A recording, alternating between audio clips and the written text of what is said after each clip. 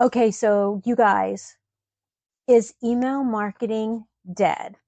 When I first started my business, my husband asked me, well, what is your strategy for your email marketing? And I was like, what are you talking about? And it's funny because I love to get emails from companies that I support. I want to know about their sales, their discounts. I want to feel special. But when it came to my business, I had not really thought about that very much. So he brought up a really good point. I didn't start my email list right away because, to be honest with you, I didn't really know how to do that.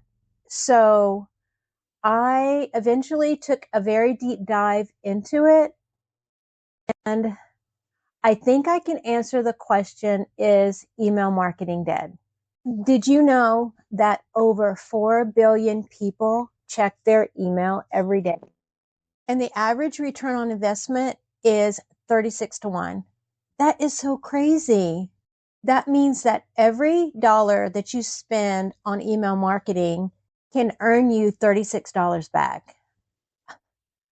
When you think about it that way, that is just wild. So, why should you prioritize your email marketing? 99% of consumers check their email every day, sometimes more than once. I know I do. That's more than those who check social media. Let that sink in. Social media outlets are so unpredictable, like TikTok and Instagram.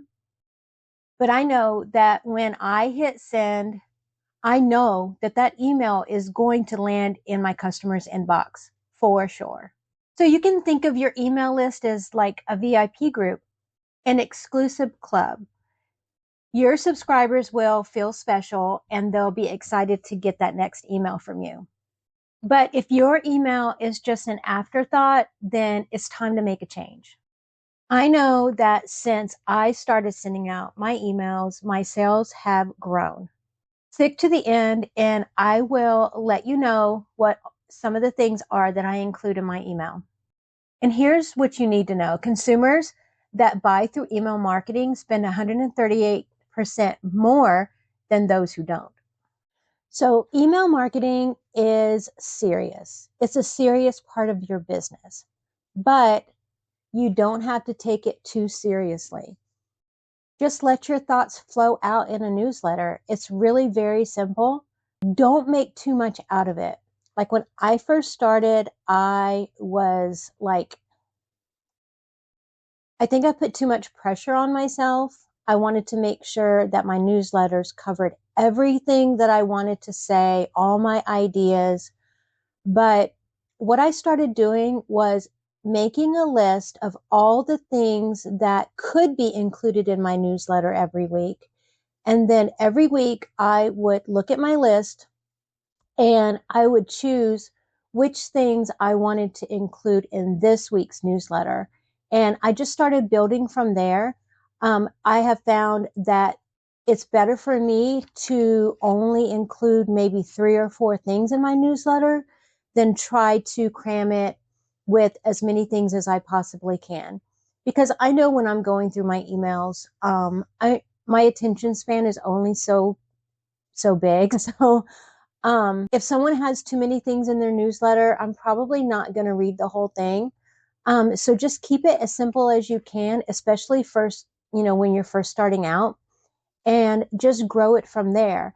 The key is to be consistent. Your customers want to feel that your business is a legitimate business and it's something that they should be watching for. And you don't have to send out your newsletter every week. Like you could do a biweekly newsletter or a monthly newsletter. But I know for me, it just works out better when I know that every Friday or Saturday, I'm going to be sending out my newsletter. So throughout the week, I'm gathering information, I'm gathering my thoughts, putting some things down, adding to my newsletter, taking some things out. And I'm just working on my newsletter basically all week in anticipation of it going out on a Friday or a Saturday. So no, email marketing is not dead. In fact, it's very much alive. And if you're interested in getting my newsletter every week, click the link below and I'd be happy to have you there. That way you can see a real live example of what I put in my newsletters every week.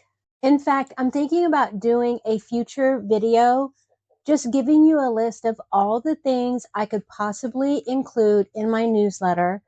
And maybe that will help you to think of some ideas yourself that fit the type of business that you have. And I was also thinking about the fact that, you don't own your space on Facebook. You don't own your space on Instagram. You don't even own your space on YouTube. But the two things that I can think of that you do own is if you have a website, you own and control that. And if you have an email list, you own and control that as well.